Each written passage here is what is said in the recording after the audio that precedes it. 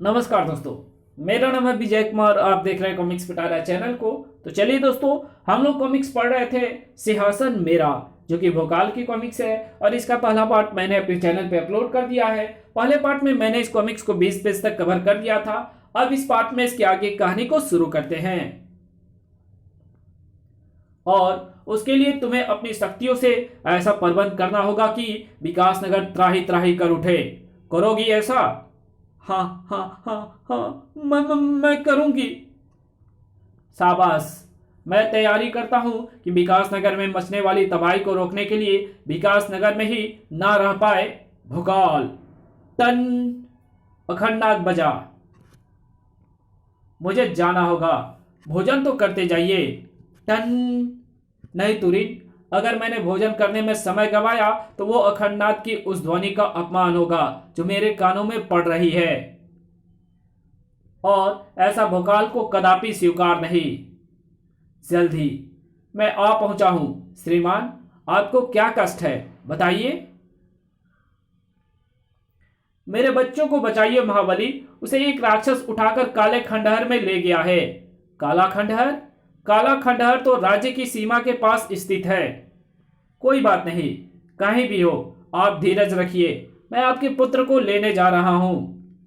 काश भोकाल के पास सच झूठ को नापने का कोई पैमाना होता।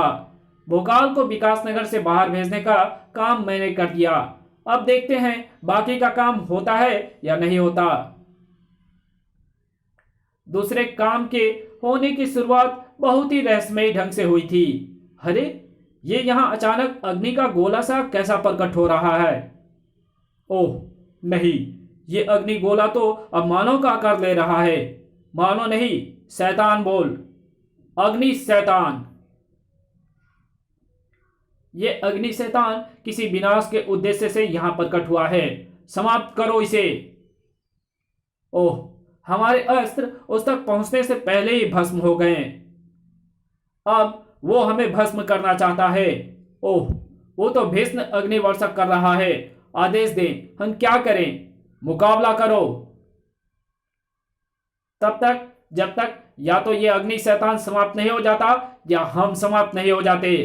ऐसे में पता नहीं महाबली भोकाल कहाँ है। भोकाल यहां था। मैंने इस काले खंडहर का चप्पा चप्पा छान डाला है, परंतु यहां कहीं भी किसी राक्षस या किसी बालक के होने का प्रमाण नहीं मिला। कहीं ऐसा तो नहीं कि अखंडनाथ बजाने वाले को धोखा हुआ हो, या वो स्वयं ही कोई धोखा हो।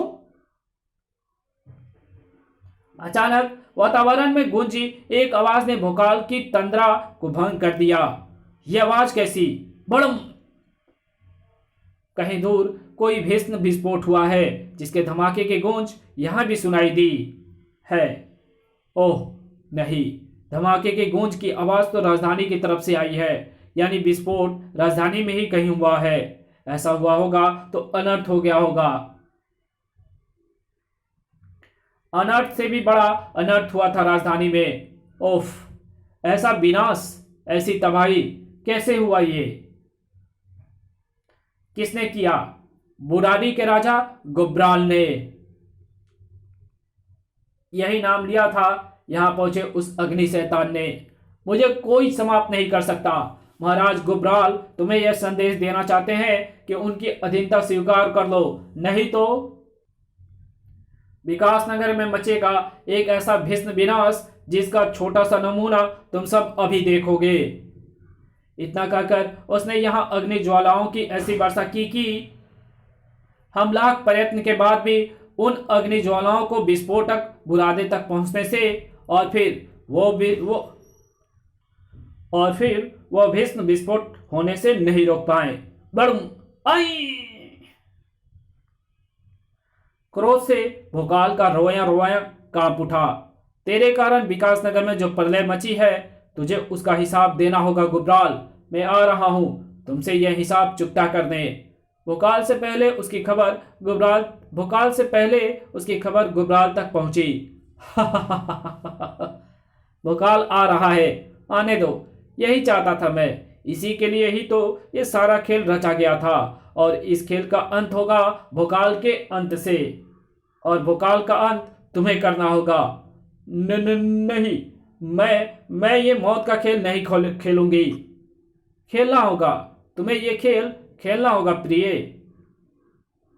भोकाल अपने क्रोध के ताप के शांत होने से पहले ही गुबराल तक पहुंच जाना चाहता था, लेकिन भोकाल के चाहने से क्या होना था। गुबराल तक पहुंचने का रास्ता इतना आसान कहां था। धाड़! उफ! ये मुझसे क्या टकराया जिसने मुझे घोड़े की पीठ से गिरा दिया है। अरे ये क्या, मैं अभी तक जमीन पर क्यों नहीं गिरा, जबकि मुझे घोड़े की पीठ से गिरे काफी देर हो चुकी है। ओह ओह! अगले ही क्षण भोकाल बुरी तरह चौंका। और यही वो क्षण था जब उसे पता चला था कि उसके नीचे तो जमीन थी ही नहीं। ये क्या चमत्कार है, अभी अभी तो यहां जमीन थी और अभी यहां एक बहुत बड़ी खाई है और मैं इस खाई में गिरता जा रहा हूं। इस खाई के तल पर साक्षात मृत्यु मेरी प्रतीक्षा कर रही है। मुझे उससे बचना होगा और उसके लिए पुकारना होगा, भोकाल! भोकाल ने अपने महागुरु का नाम पुकारकर वह चमत्कारी ढाल प्राप्त कर ली थी जो भोकाल को बड़े से बड़े संकटों से दूर उड़ाकर ले जाती थी। लेकिन यहां संकटों की कमी नहीं थी। भोकाल एक से बचा तो दूसरा मुंहबाय उसके सामने खड़ी थी। ओह जैसे ही मैं मौत की इस खाई से बाहर निकलने के लिए ऊपर उड़ा हूं, वैसे ही खाई का मुंह अद्भुत ढंग से बंद हो गया है। मेरे नीचे होते ही खाई का मुंह फिर खुल गया। अब मैं एक बार फिर इससे बाहर निकलने की कोशिश करता हूं। ओह!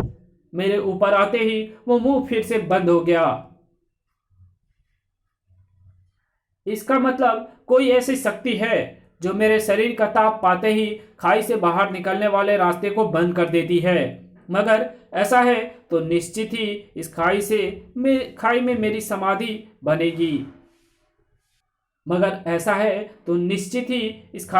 समाधि बनेगी। क्योंकि इस दशा में मैं कभी भी इस खाई से बाहर नहीं निकल सकता, या शायद निकल सकता हूं एक तरीके से, और उसके लिए मुझे एक बार फिर ऊपर की तरफ लहराना होगा ताकि मेरे शरीर का ताप पाकर खाई का मुहाना बंद होने लगे। लेकिन इस बार वो पूरी तरह बंद नहीं होगा, उसे बंद होने से रोकेगी मेरी तलवार। मेरी तलवार ने अपना काम कर दिया। अब मुझे बिना कोई क्षण गवाए ढाल की सहायता से तेजी से ऊपर की तरफ लहराना है और मौत की इस खाई से बाहर निकल जाना है। बाहर निकलने के बाद भोकाल अपनी तलवार को थामना नहीं भूला था। धन्यवाद मेरी तलवार, अब मैं अपनी ढाल की सहायता से उड़कर गुबराल तक पहुंचूंगा। लेकिन भोकाल ज्यादा देर तक आगे नहीं बढ़ पाया। ओह ये क्या, यह अचानक हवा में विशाल द्वार सा कैसा प्रकट हो भड़ाक गया। अरे ऐसे द्वार तो पीछे और दाएं बाएं भी प्रकट हो रहे हैं। ओह ऊपर भी खटाक। कुछ समझ पाने से पहले ही भोकाल ने अपने आप को पूरी तरह दरवाजे की उस विचित्र कैद में पाया। बहुत ही रहस्यमयी कैद है ये। कहीं से जरा भी वायु इसमें प्रवेश नहीं कर रही, जिसके कारण सांस लेने में अत्यंत कठिनाई अनुभव हो रही है। ओह बहुत मजबूत द्वार है ये, तो टूट ही नहीं रहे और ना ही ज्वाला शक्ति से भस्म हो रहे हैं, यानी इन्हें खोलकर ही यहां से बाहर निकला जा सकता है। लेकिन ये खुलेंगे कैसे, इन पर तो मोटे मोटे ताले लटके हुए हैं। मैंने ध्यान नहीं दिया, यहाँ सैकड़ों चाबियों का ये गुच्छा भी पड़ा हुआ है। इनमें से कोई तो ऐसी चाबी होगी जिससे ये ताले खुलेंगे, और ये काम जल्दी करना होगा क्योंकि अब सांस लेने में और अधिक कठिनाई होने लगी है। भोकाल ने चाबियों का गुच्छा उठाया और ताले खोलने में जुट गया, लेकिन एक एक चाबी से इन तालों को खोलने का प्रयत्न करने का अर्थ है स्वयं को जानबूझकर काल के गाल में धकेल देना। अगर शीघ्र ही इनमें से कोई द्वार नहीं खुला तो सांसों की डोर टूट जाएगी। एक क्षण, एक तरीका है ताले को खोलने का, और वो तरीका चोर तरीका कहलाता है, क्योंकि घरों पर लटके मजबूत से मजबूत ताले को चोर चुटकियों में खोल डालता है।